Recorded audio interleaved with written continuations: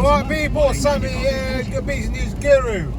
Just doing vlogging while I'm driving. Got some background music. Now open on Birmingham Road, Stratford upon Avon. Yeah, as you can see, it's background music, it's background radio. Yeah, so what's happening? Yeah, it just occurred to me, the ABCDE of emergency situations in medical emergencies.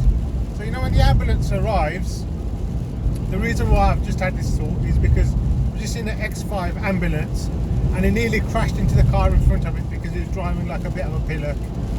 Not an emergency or anything like that, we just got too close to the car in front of it and it nearly crashed into it. And I was wonder what's on that guy's mind or that person's mind.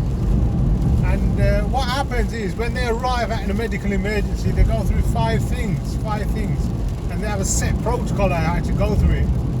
Get away from danger, all that kind of stuff. But first of all, when they see the patient, it's A for ABCDE essentially. So that's A for airways, so they check the airways first, make sure the airways are clear, there's nothing blocking the airways. B for breathing. So if they're breathing, that's a good sign. If they're breathing too much, it's a bad sign. Well, whatever, as long as they're breathing. And then you check for circulation. How do you check for circulation? Well, quite simply, they'll check your pulse. But they're not that silly. They don't have the time to actually go, you know, start touching you up and start touching your wrist. They'll put a pulsometer on you. So they'll be checking and monitoring your heart rate throughout as well.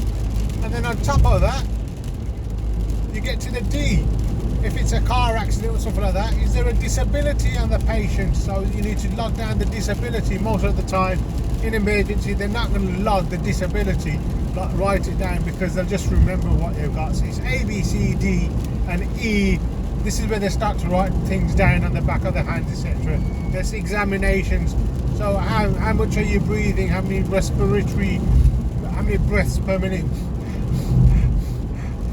minute, and what's the pulse rate, what do you look like, capillary refill rate, all this will be going on, and that's what's going on through that mind. So that ambulance driver I just saw now in that X5, he's probably on some, you know, he's probably running on adrenaline, or she's probably running on adrenaline.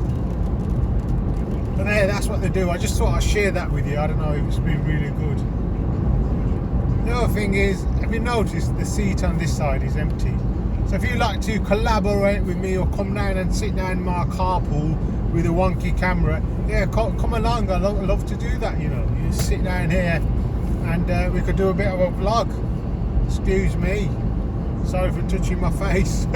Doesn't make good TV, but that's part of the nature of the job, isn't it? Yeah, I went down to Poundland the other day. Yeah, Poundland. Yeah, I do shop at Poundland. I do like the fact that you could buy things and not the fact that they're £1, it's just that I know the price of the damn item. So when I go in there, I bought a £1 stuff. I just wanted I don't know, I forgot, I just wanted one thing from there, just one thing I wanted, and I ended up buying 8 things. And when you buy 8 things, you don't have a bag, you need to ask for a bag. So I asked for a bag. And she pointed out, bag for life? And I was like, no, a carrier bag please. And she's like, bag for life, £1. And that's how she actually spoke, so I'm not mocking her. She actually spoke like that. And I said, no, bag for a carrier bag. So then she then she went begrudgingly to the other carrier bags, and she was like, 10p one, 5p one. Like, just a 5p one will do. I just use them as rubbish afterwards. And she gasped, she started huffing and puffing that I use it for rubbish afterwards. And I was like, what are you trying to insinuate, what are you trying to say? Is it the fact that I use a carrier bag for rubbish? Is it because I use a plastic carrier bag? It's not as if those bags for life, they're not made out of plastic. Those bags for life are made out of plastic as well. So don't be humming and ahhing at me and giving us, you know, that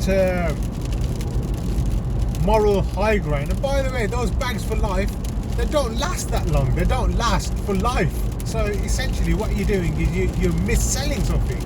So don't huff and puff at me. Anyway, cut a long story short, starts huffing and puffing. I say to her, what are you talking about? You know, This is have you got the moral high ground? And this is the same store that's selling £1 gambling tickets, you know, those scratch cards on top of the tills. So you're trying to tell me you got the moral high ground of tutting at me for buying a plastic carrier bag because I never bought one of your bags for life, but you could go ahead and sell gambling scratch cards, mostly to poor people, because rich people don't go to Poundland, it's poor people, and you're telling them and you're selling them things to gamble with. So don't give me none of that moral high ground. Right, rant over, forget that now. Right, it's been raining again, and as you can see, it's not very nice, you know, it's a bit depressing, a bit wet, a bit harsh. So I've just been, I like doing outdoor things. I can't do anything outdoorish because obviously it's wet all the time. So I've been reading, and I've read some good books. I read Adam Kay, It's Going to Hurt. And it does, it's a great book. As a fellow medic, not a fellow medic, but somebody that's worked with a lot of medics, I could understand where they're coming from, and the NHS and healthcare and all that kind of stuff. Good on you, mate, good on you. Yeah. You keep it going, mate. You've done really well. He's left the profession, by the way. He's had enough. Said he feels guilty about it for the country spending so much money on him. But yeah, that's what's happening. It's getting too much out there, too much. And yeah, I've now started a new book. I've started reading another book which was called 12 Rules for Life, and I read about 3 pages and it is boring, like really boring, and it's just full of, you know, like academic kind of English, too much scientific, technical, not really down to earth, not really going to enrich my life. So I thought, you know what, sack that. I downloaded another book, and this time I've downloaded this book, and it's some dude, I forgot his name now, Goral, he's an Indian guy, and he graduated and life wasn't going as well as it should have been. He ended up going to Mumbai and working as a monk, living as a monk, and he's now a life coach. So that's what he's doing. And I'm reading his book, and I'm on about the 4th or 5th chapter, and I must say I am liking reading and writing his books, so that's good. Apart from that, I got a driver right at the back of me. I don't know if you can see in my back mirror. It's a dude on a mobile phone. He's got a beard, he's got a white van, he's got his lights on, and he's on his mobile phone, and he's laughing and smiling. I don't know, maybe he's got a gardening contract come through, you know, or a new roofing job. But whatever, the guy is dangerously behind me. He's now backed up a little bit. So good luck to him with his life.